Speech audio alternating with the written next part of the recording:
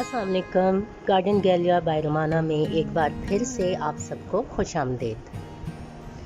दोस्तों, पौधों की कई सारी इकसाम पाई जाती हैं दुनिया में और इन्हें हवा, पानी, रोशनी, मिट्टी की रिक्वायरमेंट के हिसाब से अलग अलग कैटेगरीज में बांट दिया जाता है। लेकिन अलग अलग कैटेगरीज के होने के बावजूद एक ही तरह के क्लाइमेट में रहते हैं। किसी भी पौधे की टाइप अगर हमें समझ में आ जाए, मतलब अगर हमें समझ आ जाए कि ये किस कैटेगरी का पौधा है, तो उसको ग्रो करना आसान हो जाता है और उसकी देखभाल भी बहुत इजी हो जाती है। तो चलिए आज मैं आपको पौधों की एक अलग टाइप सक्यूलेंट के बारे में बताती हूँ। सक्यूलेंट साइज में काफ़ी छोटे होते हैं और सबसे बड़ी बात, इनके लीव्स जो हैं वो फ्लैशी होते हैं। फ्लैशी मतलब गूदेदार। अगर आप इसके पत्ती को फिंगर से दबा के देखें तो इसमें से एक मादा लिक्विड सा निकल आता है। चूँकि इनके लीव्स में पानी भरा हुआ होता है तो इनको पानी की बहुत कम ज़रूरत होती है। मतलब अगर इनकी मिट्टी ड्राई हो भी जाए कुछ दिन, तो ये अपनी पत्तियों में या अपने तने में या अपने स्टेम में जो स्टोर किया हुआ पानी होता है उस पर गुजारा कर लेते हैं कुछ दिन। पानी बहुत कम चाहिए होता है इन्हें, लेकिन पानी के साथ साथ दूसरी जो अहम चीज़ है वो इनके लिए मिट्टी है। सक्यूलेंट हमेशा वेल ट्रेंड सॉइल को पसंद करते हैं, मतलब ऐसी मिट्टी जिसमें पानी रिटेन ना होता हो, या अगर आप पौधे को पानी दे रहे हैं गमले में तो वो पानी मिट्टी की ऊपरी सतह पे नज़र नहीं आना चाहिए, बल्कि फ़ौरन मिट्टी में जज्ब होकर ड्रेनेज होल में से निकल जाना चाहिए। दुनिया में सक्यूलेंट्स की तकरीबन 10,000 से ज़ायद इकसाम पाई जाती हैं, जिनमें कुछ बहुत ज़्यादा डेलिकेट हैं और कुछ हार्डी किस्म के। बिगनर्स के लिए मेरा मशवरा यही है कि वो स्टार्ट हार्डी सक्यूलेंट्स से लें। हार्डी सक्यूलेंट्स को संभालना, उनको ग्रो करना थोड़ा सा आसान होता है बनिस्बत डेलिकेट के। हार्डी सक्यूलेंट्स में सबसे फेमस तो एलोवेरा है। एलोवेरा के बाद जेड है, जेड, सेंसेवेरिया, होवर्थिया, कलांचू, बेबी सनरोज और विस्टेरिया। अगर आपसे इनकी पानी में कमी बेशी भी हो जाए या किसी भी तरह की बेहतियाती हो जाए तो ये फिर भी सरवाइव कर जाएंगे। जबकि डेलिकेट सक्यूलेंट के लिए बहुत ज़्यादा मोहतात रहना पड़ता है, उनको पानी के लिहाज से बहुत ज़्यादा केयर करनी पड़ती है, उनकी मिट्टी के लिहाज से। तो जब भी सक्यूलेंट आप ख़रीदना चाहें बिगनर्स, तो वो पहले हार्डी सक्यूलेंट्स ख़रीदें। मेरे सामने आपको एक बहुत ही डेलिकेट सा सॉफ्ट सा सक्यूलेंट नज़र आ रहा होगा, जिसे ऑरेस्टिकेस एवरांज कहते हैं, जो आम तौर पर चाइनीज़ डंसिक कैप के नाम से जाना जाता है। ये एक छोटा सा पेरेनियल प्लांट है जो कि फ्लावरिंग प्लांट क्रेसोला से बिलोंग करता है। चाइनीज़ डंसिक कैप एक मोनोकार्पिक लेवेंडर सक्यूलेंट है, मतलब ये अपने पूरे लाइफ साइकिल में सिर्फ एक बार खिलता है और इसके अलावा बहुत सारे ऑफसेट पैदा करता है। ये एक बहुत ही इजी टू ग्रो और इजी टू प्रोपेगेट सक्यूलेंट है। इसका फ्लावर एक कोन नुमा शेप में होता है, तकरीबन 6 इंच ऊंचा तक ये निकलता है और उसमें से छोटे छोटे से येलो, वाइट और पिंक कलर के फ्लावर्स निकलते हैं।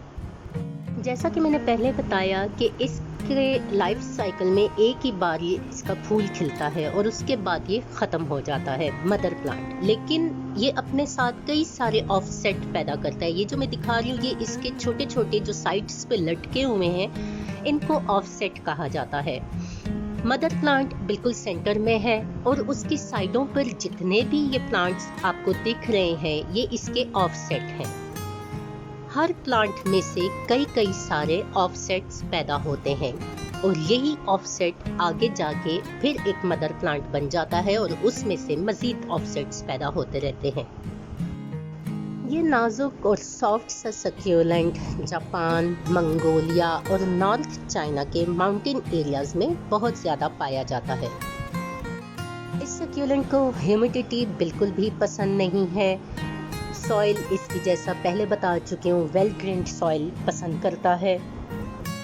पानी आप इसको उस वक्त दें जब इसकी सॉइल 1 इंच तक आपको ड्राई नज़र आए।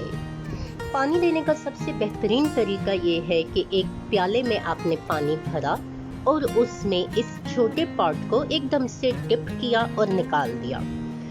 विद इन अ सेकेंड इसकी जो पानी की रिक्वायरमेंट होती है वो पूरी हो जाएगी। उसके बाद काफ़ी दिन तक इसको पानी की ज़रूरत नहीं होगी। इसकी जो पत्तियां आपको ब्राउन होती हुई नज़र आए या डेड होती हुई नज़र आए तो उनको फ़ौरन ही रिमूव कर दीजिए, अदरवाइज ये बाकी का प्लांट भी इसी तरह गल जाएगा।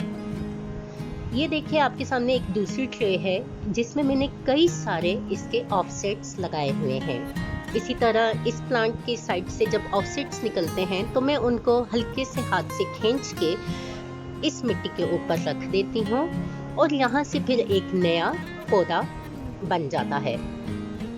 अब इसमें देखिए काफ़ी सारे आपको ऐसे नज़र आ रहे होंगे कि जो मदर प्लांट बन चुके हैं और आगे वो भी अपने ऑफसेट्स पैदा कर रहे हैं।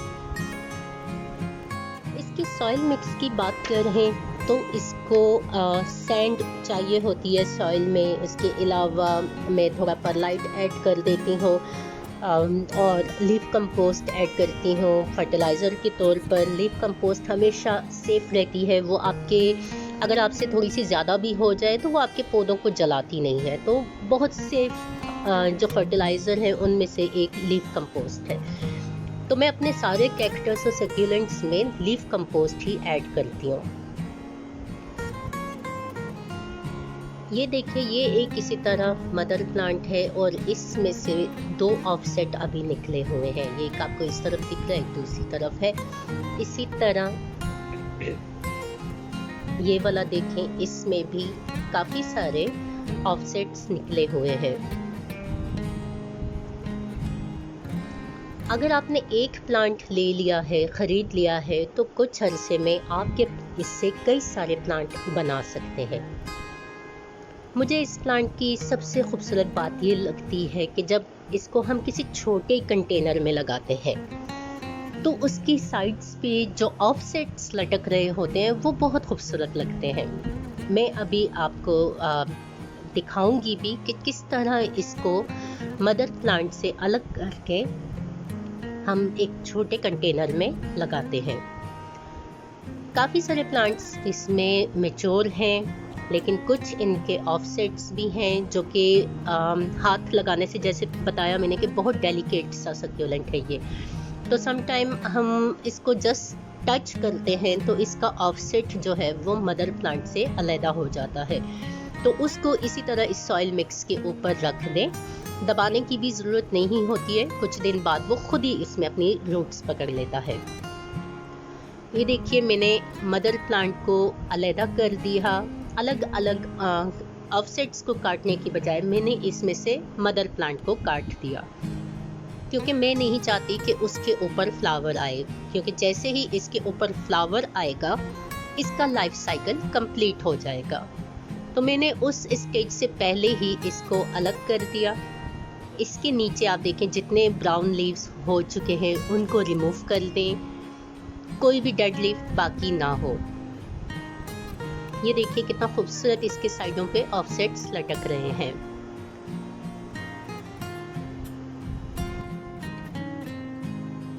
एक मदर प्लांट के साथ देखिए 6 ऑफसेट पैदा हुए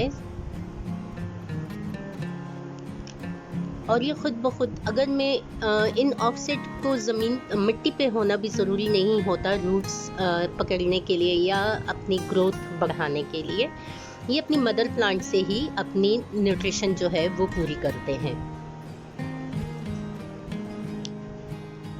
इनके ऑफसेट इतने नाजुक होते हैं कि समटाइम उनको काटने की भी ज़रूरत नहीं पड़ती, वो जस्ट टच करने पर या समटाइम खुद ब खुद मदर प्लांट से अलग हो जाते हैं। तो उसको आप सिंपली सॉइल के ऊपर रख दें और हल्के हाथों से, उसको बहुत गहराई में नहीं दबाना, उसकी स्टेम को यूं सॉइल के ऊपर लिटा दें और हल्के हाथों से उसके ऊपर बहुत कम मिट्टी डाल दें ताकि उसकी रूट्स अच्छे से डेवलप हो जाएं। अक्सर लोग सक्यूलेंट्स की सॉइल मिक्स में कोकोपीट भी डाल देते हैं। कोकोपीट दूसरे पौधों में तो आपको फ़ायदा दे सकती है, लेकिन सक्यूलेंट में वो हमेशा नुकसान देती है। कोकोपीट में मॉइस्चर रिटेन करने की सलाहियत होती है और सक्यूलेंट को ऐसी मिट्टी बिल्कुल पसंद नहीं जो मॉइस्चर रिटेन करे। तो कभी भी इसकी मिट्टी में आप कोकोपीट नहीं ऐड कीजिएगा। मुझे तो ये इस तरह भी रखा हुआ बहुत खूबसूरत लगता है, लेकिन जाहिर है हम इस तरह इसको रख नहीं सकते, तो हमें इसे लाजमी सॉइल में लगाना ही पड़ेगा। ज़्यादा डेप्थ वाले पॉट की ज़रूरत नहीं होती। सक्यूलेंट को आप शैलो पॉट में लगा सकते हैं क्योंकि इनकी रूट ज़्यादा बड़ी नहीं होती। जिसका इनका अपना ऊपर प्लांट का साइज़ छोटा होता है, उससे कई गुना ज़्यादा इनकी जो रूट्स हैं वो नाजुक होती हैं, बहुत छोटी छोटी सी रूट्स होती हैं।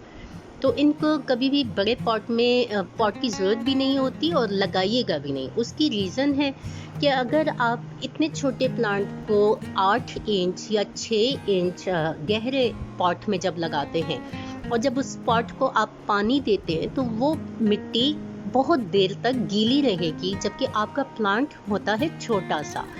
तो इतने छोटे प्लांट को जब इतनी देर तक गीली मिट्टी में रहना पड़ेगा तो ऑब्वियसली उसकी रूट्स जो हैं वो रॉट हो जाएंगी, और रॉट होना इनकी रूट्स मतलब सक्यूलेंट को ख़त्म कर देने वाली बात है। जिस तरह देखें मैंने इसको तकरीबन 2.5 इंच गहरे पॉट में लगाया हुआ है, ये इनके लिए बेस्ट जाना जाता है। ये देखें टच करने पर एक और ऑफसेट अलग हो गया।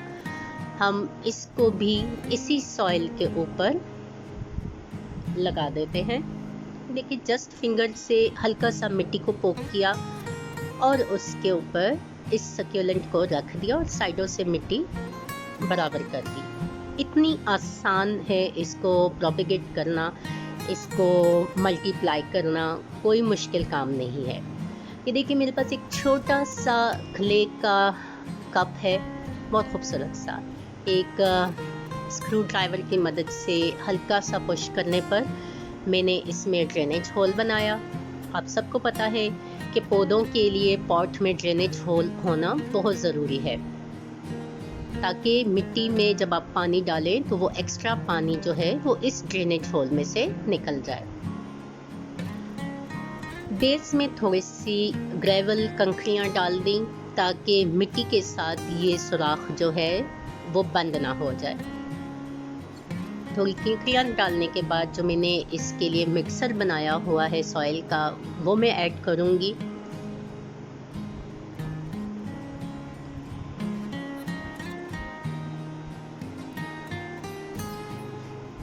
सॉइल मिक्स वो ही है जो मैंने आपको बताया। थोड़ी सी सैंड, थोड़ी लीफ कंपोस्ट और थोड़ा ग्रिट डाल दिया इसमें। इन सबको मिक्स करके रखा हुआ था और ये छोटा सा इसमें घड़ा सा बना के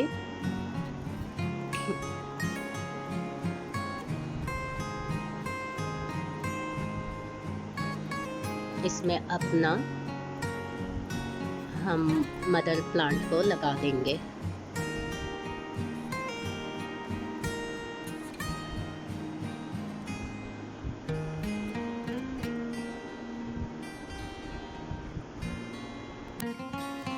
इसको रीपॉट करने से एक दफ़ा पहले फिर बैक साइड से आप चेक कर लें कि कोई लीव्स इसके ब्राउन तो नहीं हो रहे या डेड तो नहीं हो रहे, तो बेहतर है कि आप उनको पहले से रिमूव कर दें। अदरवाइज़ ये होगा कि एक लीफ नीचे इसका ब्राउन होके डेड होके इसके साथ लगा रहेगा, तो वो दूसरे पत्तों को भी गला देगा और पत्तों को गलाने के साथ साथ इसका जो रूट है उसको भी वो गला देगा।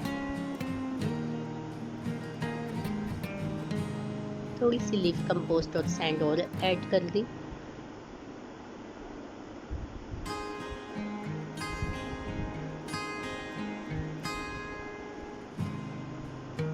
आपने इस प्लांट को गर्मी से भी बचाना है और सर्दी से भी बचाना है। डायरेक्ट सन में कभी भी नहीं रखिएगा, आउटडोर रहे लेकिन ज़रा धूप से बचा के।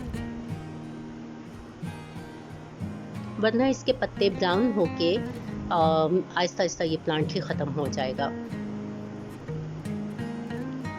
प्लांट को अच्छी तरीके से मिट्टी में बिठा दें और उसके बाद मेरे पास कुछ लावा रॉक्स पड़ी हैं जो कि मैं इसकी स्टेम्स के नीचे रख दूंगी, ताकि स्टेम के नीचे नहीं, सॉरी, इसके लीव्स के नीचे मैं रख दूंगी ताकि इसके लीव्स जो हैं वो मिट्टी के साथ टच होके गल ना जाए। अगर लावा रॉक ना हो आपके पास तो आप कोई भी बजरी मोटे साइज की या इसकी पत्तियों के नीचे रख सकते हैं। मोटे साइज की ना हो तो बारीक बजरी भी आप पूरी सॉइल के ऊपर बिछा सकते हैं। ये देखिए कितना खूबसूरत लग रहा है। जैसा मैं सोच रही थी कि सेंटर में मदर प्लांट हो और साइडों पर इसके ऑफसेट्स लटक रहे हों। जैसे जैसे इसके ऑफसेट मैच्योर होते जाएं, आप उनको निकाल के दूसरे पॉट में शिफ्ट करते जाएं।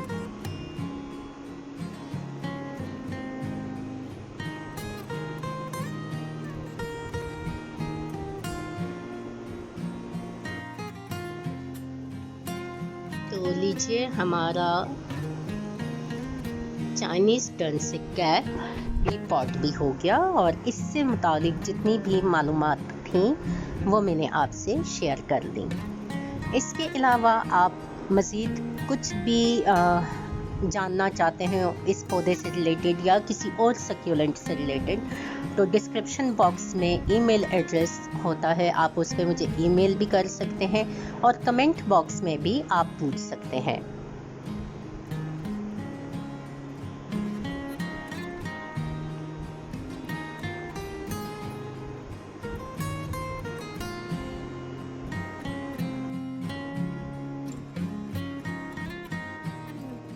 पत्तियों के नीचे अच्छे से मैंने लावा रॉक्स रख ली। लावा रॉक्स में एक खसूसियत होती है कि अगर पॉट में पानी ज़्यादा हो जाए तो ये उस पानी को अपने अंदर एब्जॉर्ब कर लेते हैं और रूट रॉट होने से बच जाता है प्लांट।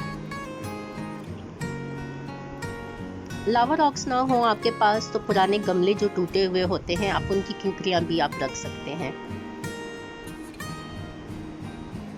ये देखिए हमारे दोनों पॉट्स, ये भी ऑफसेट तकरीबन तैयार है। इसकी रूट्स भी नीचे निकली हुई हैं और ये देखें ये भी टूट गया क्योंकि ये बिल्कुल रेडी था रिपॉटिंग के लिए। तो इसको भी हम जल्दी से उस सॉइल के ऊपर रख देते हैं।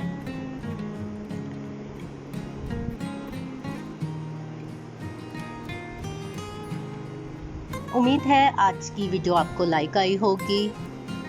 अपनी राय का इजहार ज़रूर कीजिएगा। अपना और अपने माहौल का ख्याल रखें, माहौल को साफ रखें और प्लास्टिक इस्तेमाल करने से गुरेज कीजिए।